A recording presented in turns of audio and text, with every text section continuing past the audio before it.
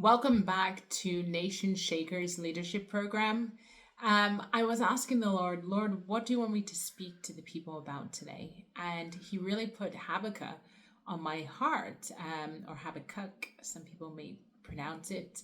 And I want to read it to you, Habakkuk 2, verse 2. It says, "Write the vision and make it plain on tablets, that he may run who reads it, for the vision is yet for an appointed time. But at the end it will speak, and it will not lie. Though it tarries, wait for it, because it will surely come. It will not tarry." And why did God put this on my heart to speak to you guys about it today is because many of you are already successful in your own right.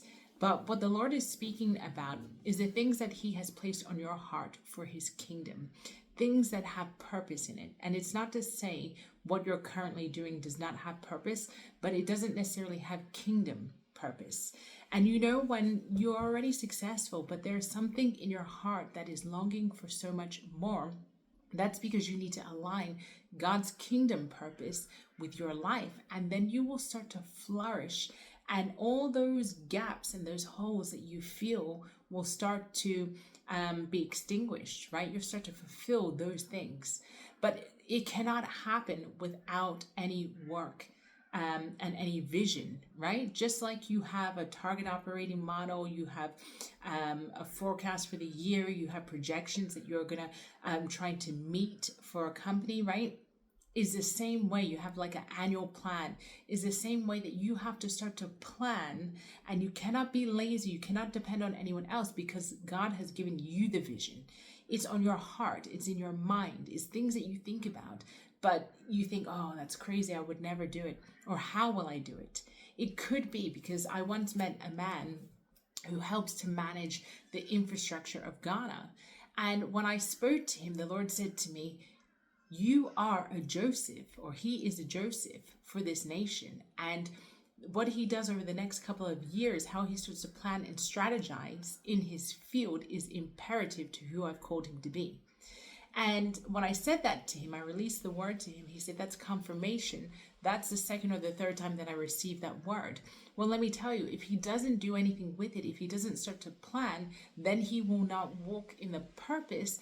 And then all God's plans and for the future for the people, that will not be met unless someone else steps in.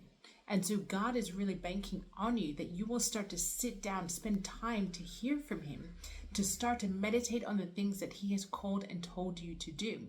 There are other companies, I think, called Halftime and all these other things, where people start to focus on maybe charitable work, community work, to feel like they're giving back all over the world. But not only giving back, what God is really saying to me to tell you is step into your purpose, into your call, into the things that God has called you to do.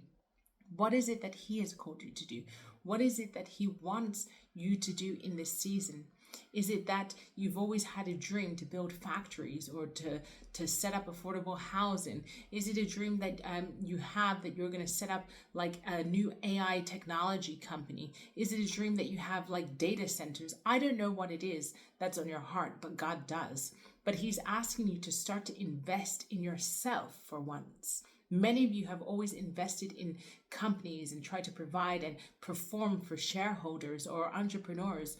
But what about the investment in yourself that God is calling you out to do, right? He requires you, just like He required Jonah, just like He required Joseph, just like He required Daniel to be placed in positions. He required Deborah's and Esther's to be placed in positions so that we could have a voice for God's kingdom. And so I just really want to encourage you today, start to write down the vision. Start to plan, start to action these things. It's very easy for a lot of our plans just to go and fall to the wayside, but God needs us to be faithful in the little. Then He will trust us with the big. Just because He trusts you with the big corporately does not mean that He will automatically start to trust you with the big spiritually. And so you have to grow, be faithful in the small, and you're going to start to see God's hand all over your life in this. And you're going to see the world and nations impacted by this.